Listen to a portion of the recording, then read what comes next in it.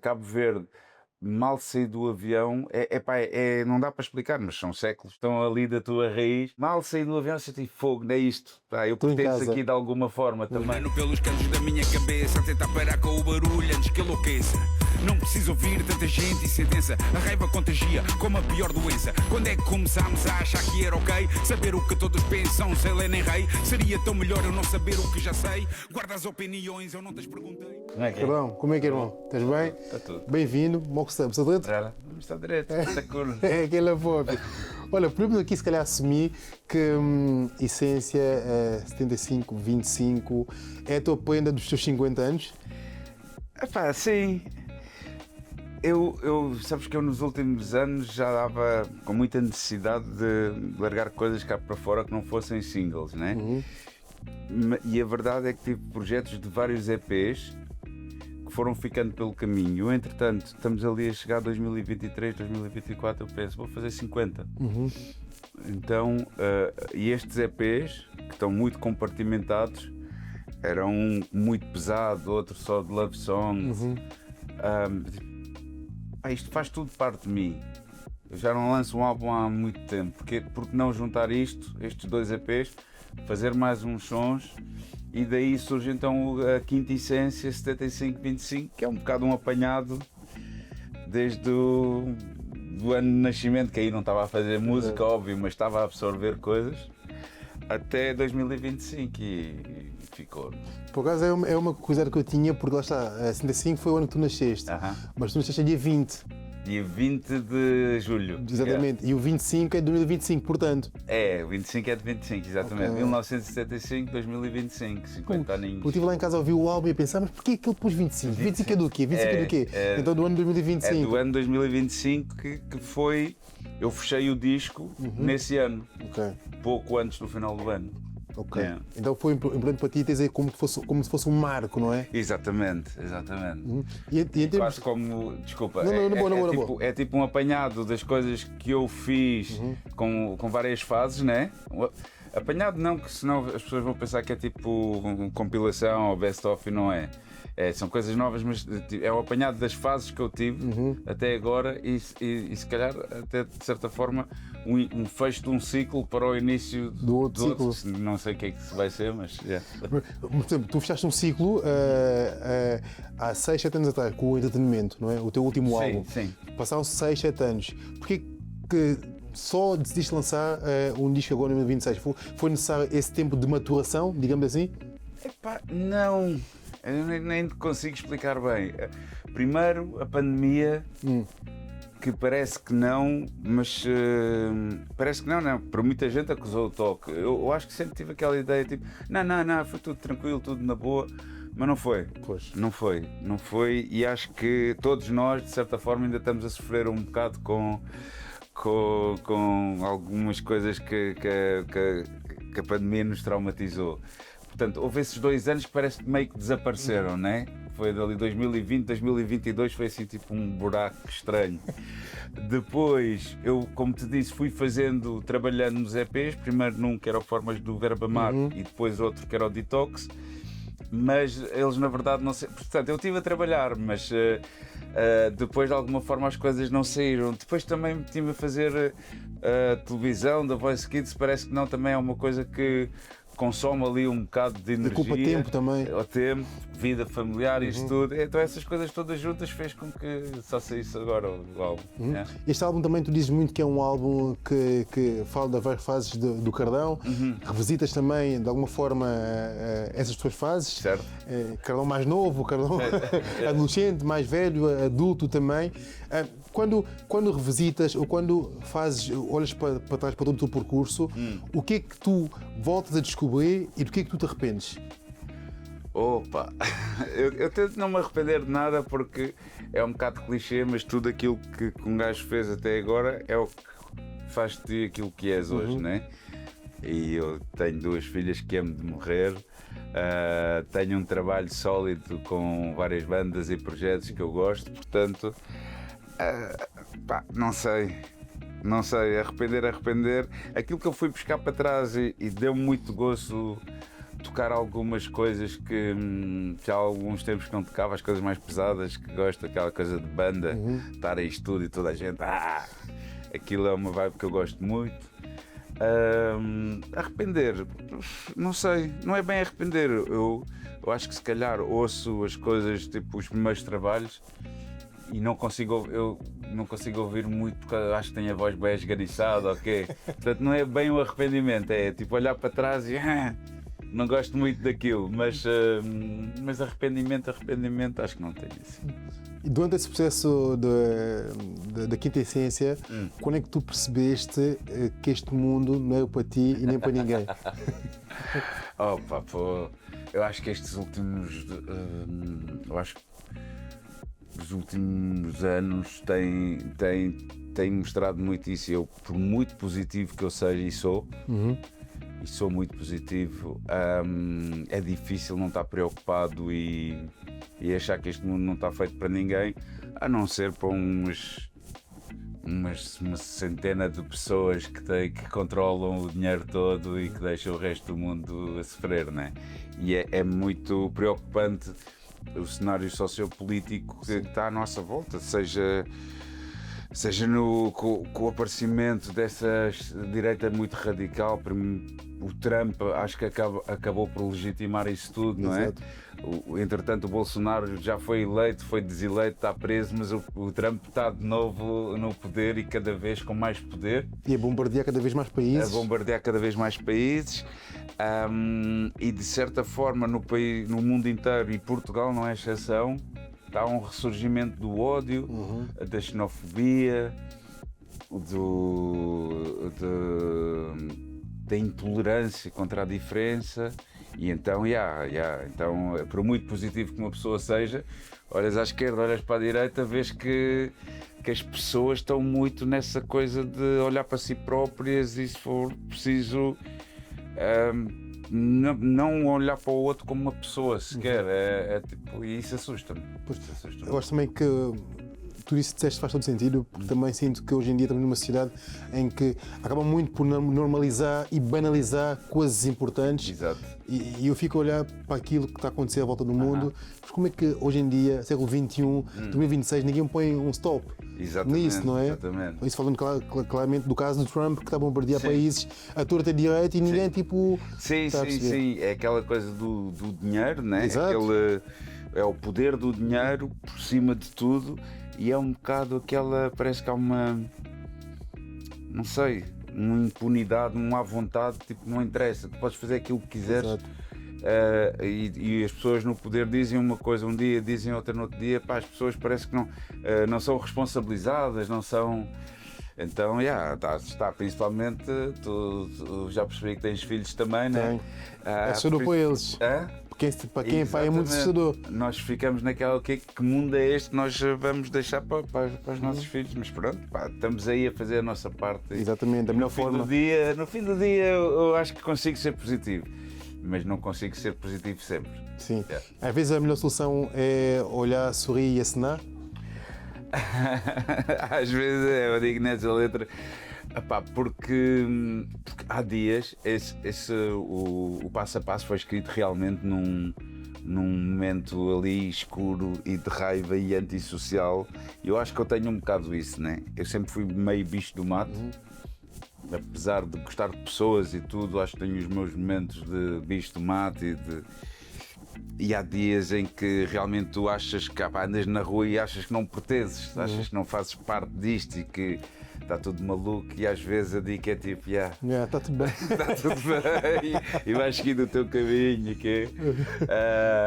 mas faz parte, é uma parte importante de mim. Era como dizia há bocado, eu acho que tenho isso, como também tenho o outro lado extrovertido também, e fixe, mas infelizmente eu acho que os últimos anos em Portugal e no mundo inteiro têm feito com que uma pessoa tenha vontade, era como dizia aquela banda desenhada da Mafalda, que é para aí o mundo que eu quero sair. Sim. Então é um bocado esse sentimento, pá, para aí o mundo, deixa-me sair, já continuem vocês com isto. E no mundo onde estamos atualmente, é fácil para ti, como Carlão, conseguir equilibrar estes dois mundos, tanto do extrovertido, mas também naquele outro olhar em que está muito ciente do que se passa no mundo, sou pai, tenho que educar os meus filhos da melhor forma. Como é que consegues equilibrar estes dois Carlões, digamos assim? Sim.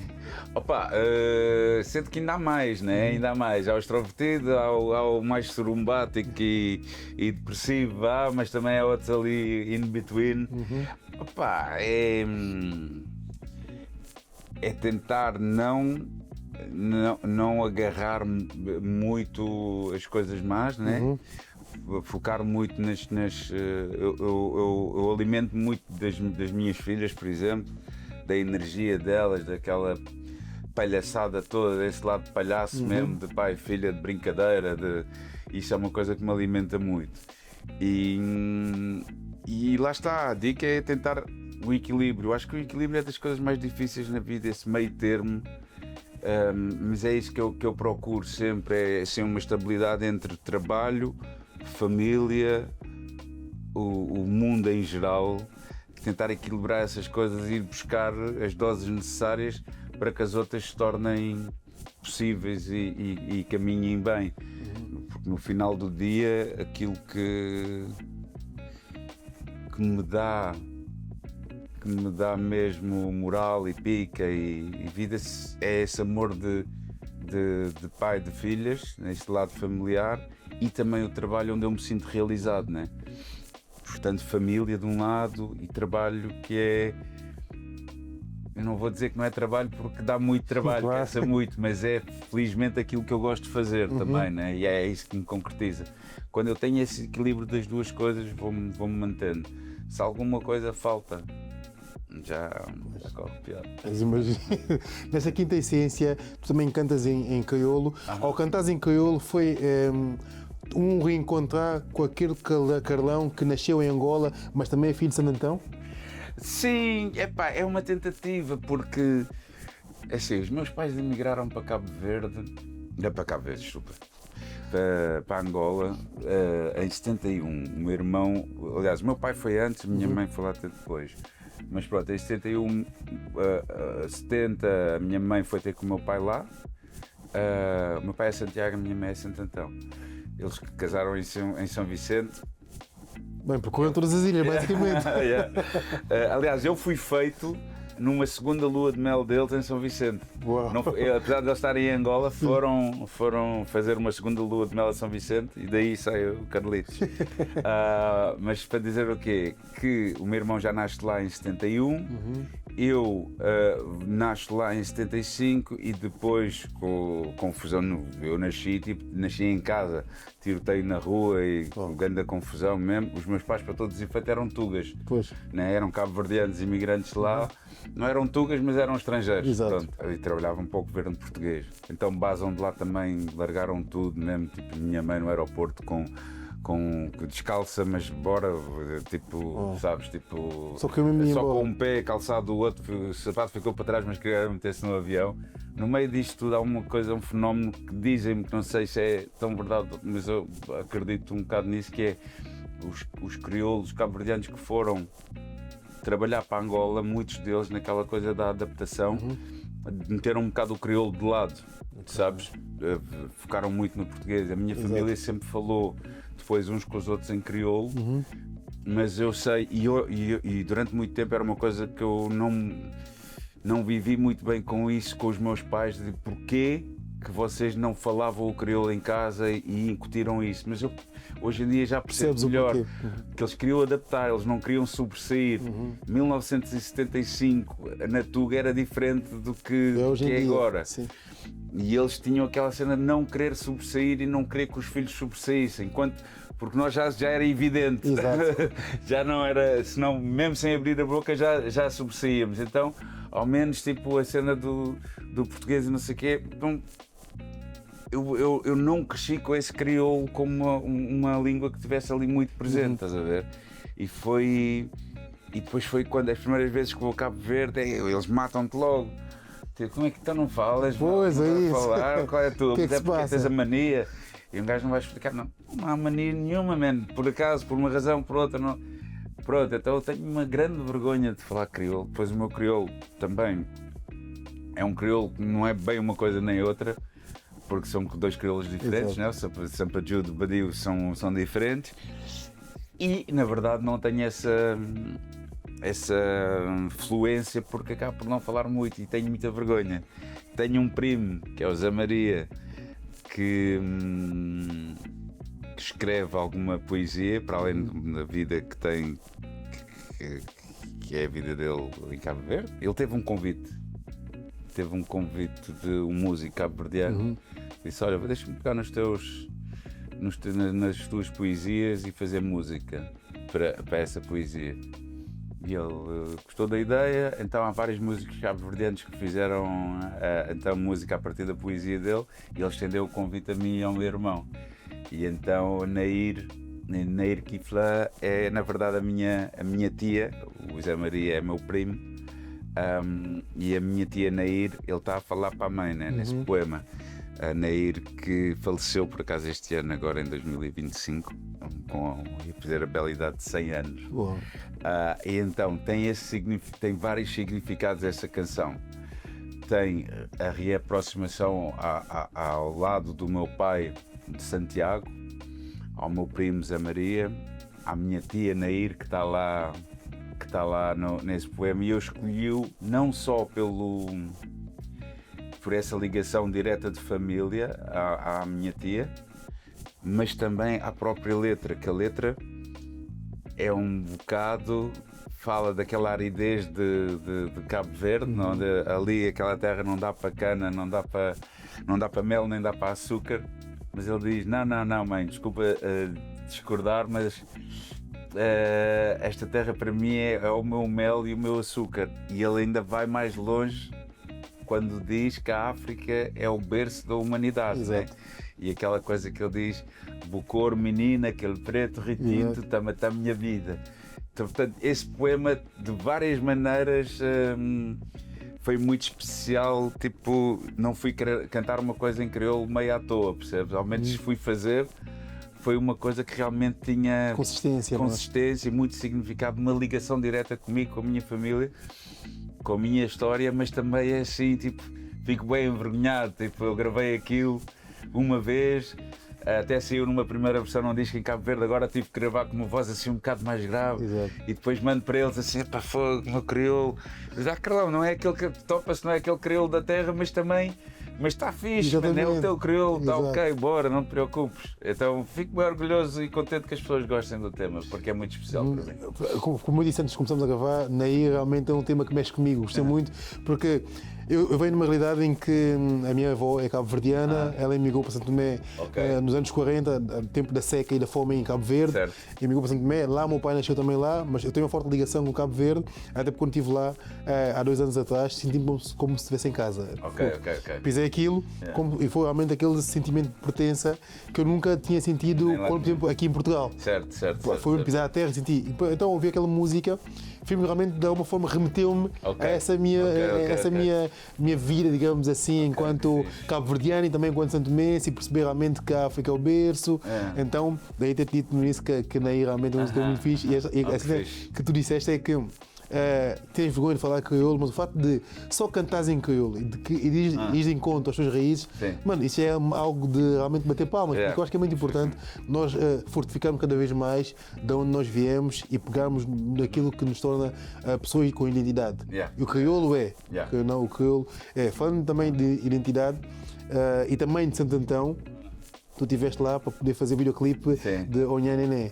Uma música que fala muito do amor da e pela tua mãe. Exatamente. Como é que foi para ti voltar a Santo Antão, mas já adulto e pai? Sim, sabes, eu tive uma vez em Santo Antão há 20 anos. Foi a primeira vez que queria ir lá, né, conhecer. E agora, sendo pai, a perspectiva muda completamente, claro. E aquilo que estavas a dizer é engraçado, porque eu por exemplo, Angola, apesar dos meus pais terem vivido lá e foram lá bastante felizes, atenção, foram bastante felizes em Angola, e eu ter até nascido lá, mas vindo lá com meses, quando fui a Angola não senti esse sentimento de pertença. Cabo Verde, mal saí do avião, não dá para explicar, mas são séculos também, né? Sim. Séculos que estão ali da tua raiz. E tu se mal saí do avião, senti fogo, não é isto? Eu pertenço aqui de alguma forma também. E então, agora desta vez que voltei, fiz uma coisa que não tinha feito de outra vez.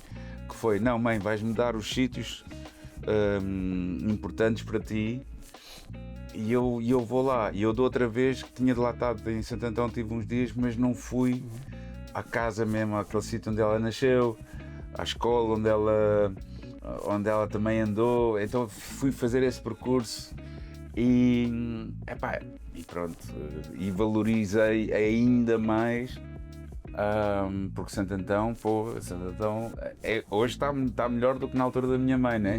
Mas a minha mãe fazia aquelas dicas tipo 2 horas a pé para ir para a escola. Ela, aliás, muitas vezes até aqueles montes muitas vezes até dormia lá na casa de uns familiares durante a semana, porque só essa coisa de horas para cima e para baixo não dava.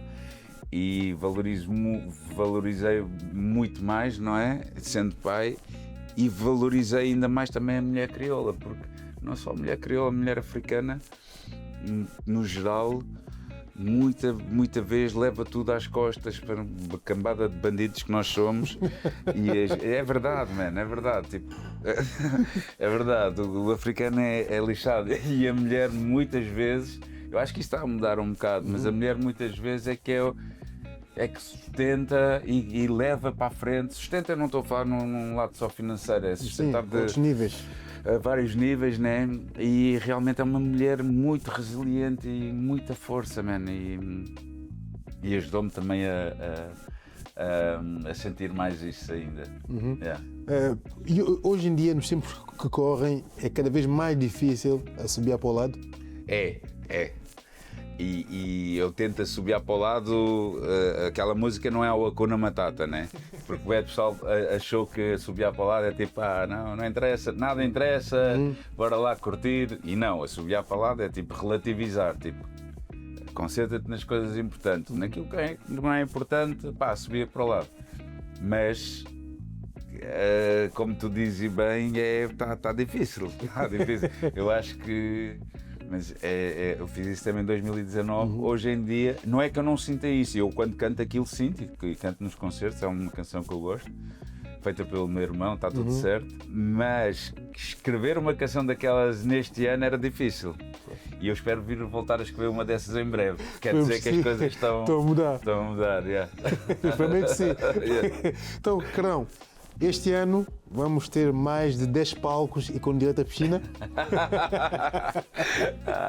Aquilo é um exagero já nessa letra, mas qualquer dia vá à piscina nos festivais, é capaz, é possível. É uma crítica. Eu vou fazer vários festivais, é engraçado porque faço essa crítica no disco. Mas ao mesmo tempo que faço a crítica, acabo o tema e estou a falar com alguém ao telefone e a dizer então a gente encontra-se na área VIP, na zona VIP, porque eu também faço parte do jogo e também não me quero excluir da crítica. Mas a verdade é que às vezes tu estás num festival de música e a música é a coisa menos importante no festival, né? Então quando há esse exagero, eu acho que também nos compete a nós, mesmo que a gente faça parte do jogo, brincar e apontar e criticar as coisas também, porque às vezes se calhar podes assumir